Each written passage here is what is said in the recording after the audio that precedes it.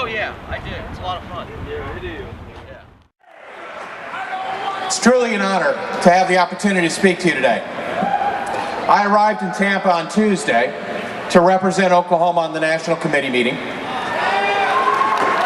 which began on Wednesday.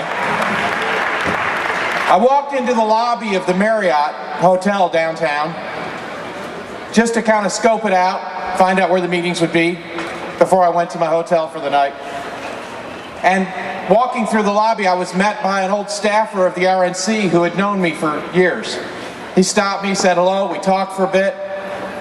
We talked about what I'm doing and what I believe in. And he said, Richard, you, Ron Paul, should just give it up. You just got to face it. Most people are not libertarians. I was a bit taken back. I just looked at him for a moment. And I said, wait a minute. You see those people at the bar? And he looked over at the bar in the hotel lobby. He said, do you see the people over in the restaurant there? And he looked over towards the restaurant. See the people here in this lobby? He looked over at the registration desk and around. I said, those folks in the parking lot milling around.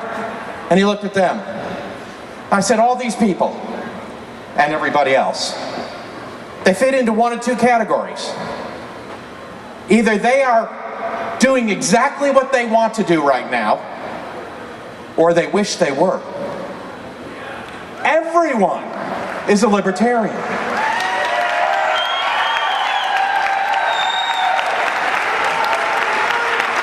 Consider again the people who fit into those categories. Everybody. What percentage of them want to force other people to do things they don't want to do? It's very few. Unfortunately, all of them are in politics. Some of them are Republicans, and they're here in Tampa for the Republican National Convention. Others are Democrats, and their convention is coming up. During these weeks, America will enter a period of time that serves as a quadrennial national orgy of worship at the altar of empire. What is purported to be a celebration of a collective exercise in democracy is instead a minimal choice by a few swing voters, even fewer swing states, between two men who are already at the elite of American society. Now, it's not enough. It's not that the choice is not stark enough, or that the decision is not serious enough. It's that we, who love liberty, some of us anyway, have allowed ourselves to be fooled into thinking that liberty begins and ends at the White House. Well, it does not. Liberty begins and ends in your house. We are not free if we are merely permitted to choose from a very shallow pool who will rule over us from time to time. Our revered Constitution gave us not a system of revolving tyrants. It gave us a federal system in which self-government was supreme, state government was sovereign, and the general government was a minimal subsidiary, servant to the states and the people. To that little unobtrusive government, it gave us a presiding officer, a president, who would preside over the administration of such necessary matters as he was instructed by the Congress. He would not preside over us or have any direct impact on our lives. I know one man who sought only to restore that minimal, nominal role to the office. He sought also, as I believe all of us here still seek, for liberty to be the prevailing principle in our republic. There are consequences. There are consequences to believing these things. If self-government is supreme, then we must reject collectivist tendencies, including the tendency to hero worship, which you'll hear plenty of this next week. If government is to be our servant, then we must take charge of it. If the general government is to be brought down to its proper level, then we have to acknowledge that it will be reflective of the state of governance throughout the land, as opposed to a leading force in it. Therefore, I must say, we're in better stead coming to Tampa as observers. While we watch, presuming it happens as is predicted, as our premier choice is cast to the wayside, we're better off if we take to heart the reality of the matter. I'll boldly say that I would prefer that each and every one of you here hold local party office than for Dr. Paul to hold the Oval Office. I would prefer to see a quarter of you as a representative in your state assembly or house than for him to live in the White House. I'd prefer a small percentage of you in the halls of Congress than for him to hold sway in the halls of the West Wing. 4 years ago, Dr. Paul told his supporters to become the party. Some did, most didn't. We would be seeing a far different result this week if we had all done so.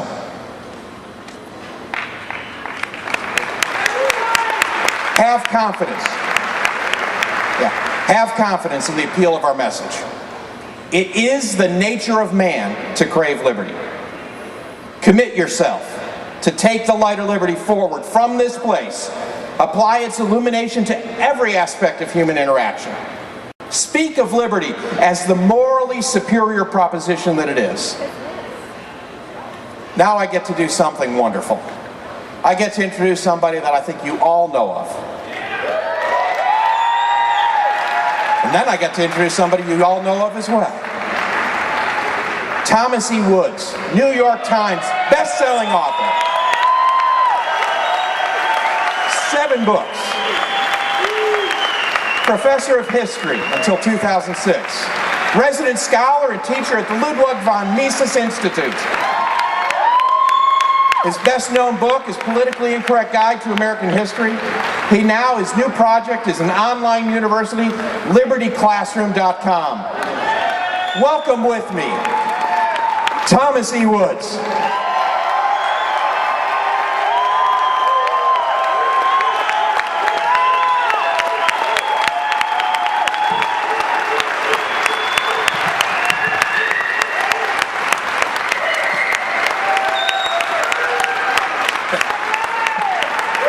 Thank you. Thanks, guys. Thank you very much.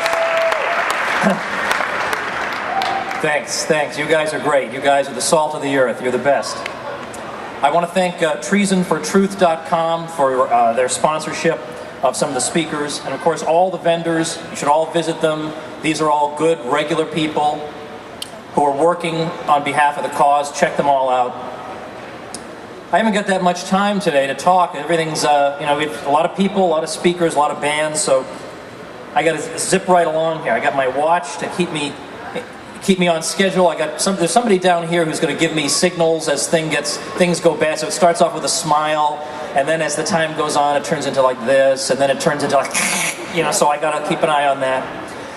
But I was thinking about a month ago that it would be great for somebody to write a book called Ron Paul, The Army of One.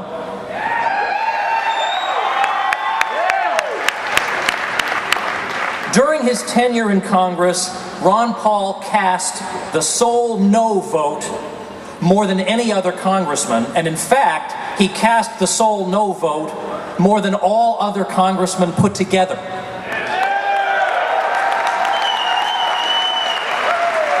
Now, when the vote is 260 to 157, nobody takes much notice. But when the vote is 434 to 1, people wonder, who is that one?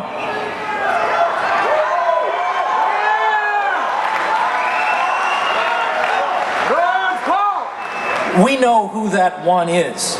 He's the man lobbyists have tried in vain to buy off. The man whose arm even presidents have been unable to twist. He's the man who refuses to stay confined to the 3x5 card of officially approved opinion in America. Now, there are certain things you just don't say in America, and if you do say them, well, you better be prepared to back off, apologize, explain yourself away. That's the behavior we have come to expect from every politician who accidentally tells the truth. But on May 15th, 2007, Ron Paul got the country's attention because in a presidential debate, he said things about his government's foreign policy that Americans are not supposed to hear.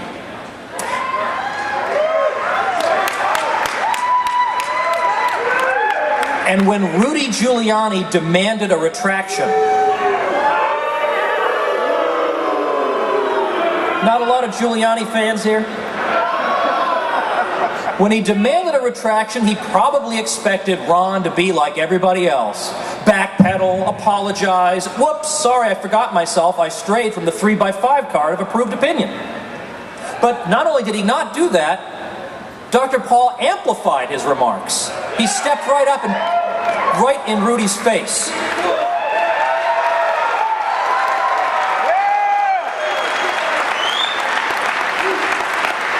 And that moment, that was one of the loneliest moments in Dr. Paul's career. He had no idea that he was going to win all the post-debate polls, that there were all these people out there who were going to rally to him. He had no idea about that, but he looked in that camera and told the truth anyway.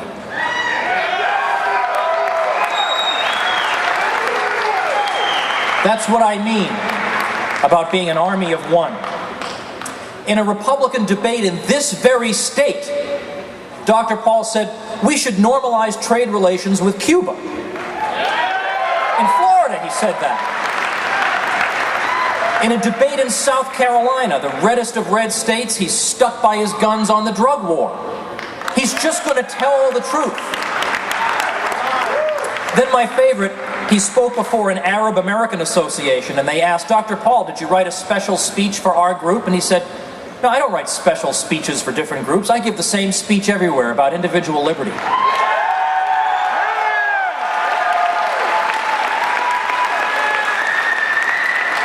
But one of my favorite things, a guy you never heard of, Terry Holt, who worked on George W. Bush's presidential campaigns, said that Ron Paul, as he recalled, could not be influenced the way the other congressmen could. He said this, the thing about Ron Paul is, what does he want that we have? He's never been someone who was interested in being co-opted or in trading and dealing. He would tell us how he was voting, and that was that. There was nothing he wanted that we could offer him in exchange for his vote.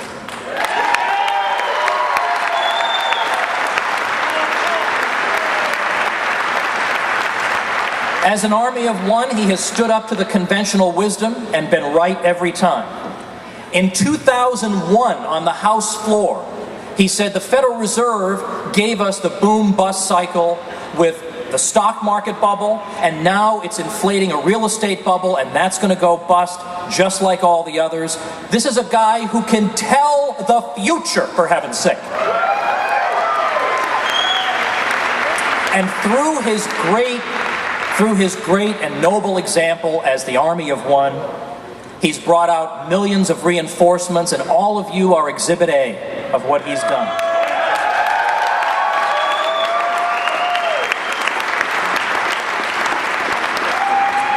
All right, but now for the ugliness. I'm sorry, we were having a wonderful event, but I do have to mention Mitt Romney for a minute. What are you going to get? What are you going to get if you vote for Mitt Romney? Well, you're going to get a lot of... No, let me give the answer. All right, you're going to get a lot more neocon bellicosity in foreign policy, fueled by propaganda that would insult a fourth grader. You're going to get a guy who tells you that if we implemented Ron Paul's budget plan that wants to cut $1 trillion, that would cause a depression. Well, you know what? That's exactly the same view that the New York Times and Paul Krugman have, and that's what Mitt Romney is saying. There's your big choice. And then, but don't forget, he's got the true conservative Paul Ryan for his running mate. Yep, my gosh, what a draconian budget plan he has that finally balances in the year 2040. Then he voted for Medicare Part D, the NDAA, and for TARP, which is the worst domestic policy atrocity in all of U.S. history. And he gave all the phony baloney arguments for it. And now, notice what happens. The official left and the official right now play the game. The left portrays him as an extremist. And the fake right says, oh, he's a wonderful conservative. And each of them, they're just trying to raise money. The left raises money by making people think, oh my gosh, Paul Ryan's going to abolish everything. And the right raises money by saying, he is, look at what all these wonderful things. He's just another one of these phonies like all the rest, as anybody with a brain can see.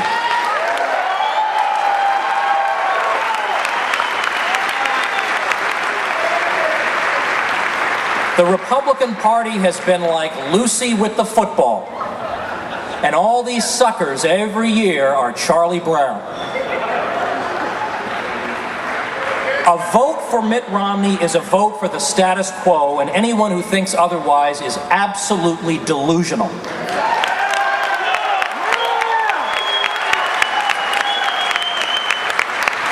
Romney is the anti-Ron Paul. On foreign policy, on the Fed, on the budget, on civil liberties, what's left? And unlike Ron, he is the consummate politician. Every word is carefully weighed in light of focus group results. In fact, I've sometimes said the guy is so robotic that it would not surprise me if we opened his head up, we would find circuitry and wiring in there. Dr. Paul will never endorse such a reprehensible human being.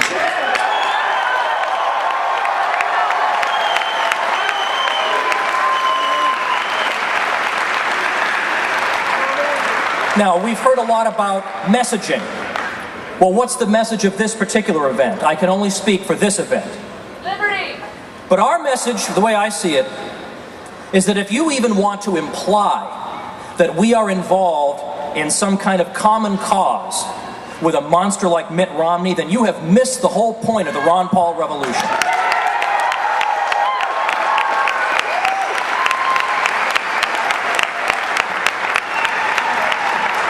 Now, I love Dr. Paul. I would do anything he asked of me. And I look back with a sadness filled with, at the same time, coupled with good memories of things that I've been privileged to do with and for him, speaking at many events as sort of his opening speaker. And boy, I get to speak to huge audiences when that happens. But testifying before Congress on auditing the Fed and speaking at his great barbecue event where thousands of people come to wish him a happy birthday and working on projects with him. These are memories that I will cherish forever. But the question that so many of us are asking, though, is what do we do now? What now? What should our next step be? And why isn't Ron Paul telling me what to do? The answer is that only you can know what you are called to do.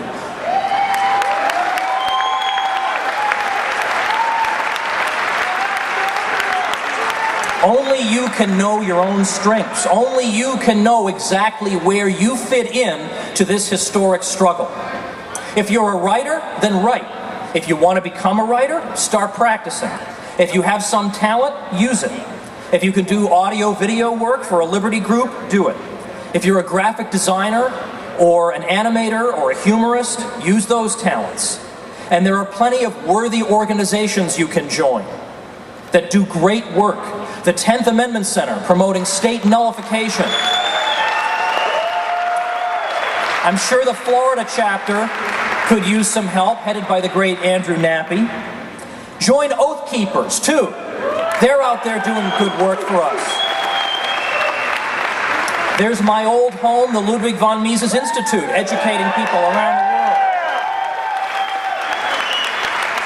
And then for sites to visit, well, for news and fellowship, dailypaul.com. And don't forget the Ron Paul forums, too. But also, of course, LouRockwell.com, what Ron Paul reads every day. And avoid the propaganda by looking at antiwar.com. And incidentally, I wouldn't be I wouldn't be altogether unhappy if you paid me a visit at tomwoods.com. But whatever you do, remember the example of Dr. Paul. In a world of cowards, stick to your principles. In a sea of lies, tell the truth. Into the darkness, shine a light. Do those things. Be that person. That is what Ron Paul wants from you. Now, the earliest appearance of the word liberty in writing comes down to us from ancient Sumer in Mesopotamia in 3000 BC. So the land between the rivers, Sumer. We find it in that civilization's cuneiform script. So you and I, that means, are engaged in a struggle that has been going on long before we were born and will persist long after we're dead. The struggle between liberty and power. And so be courageous and studious and persistent. Remember that the one person on this earth you have full power to improve is yourself.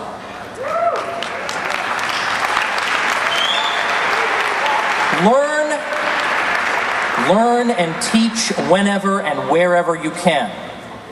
Be your own army of one, and then you will be carrying on the Ron Paul legacy.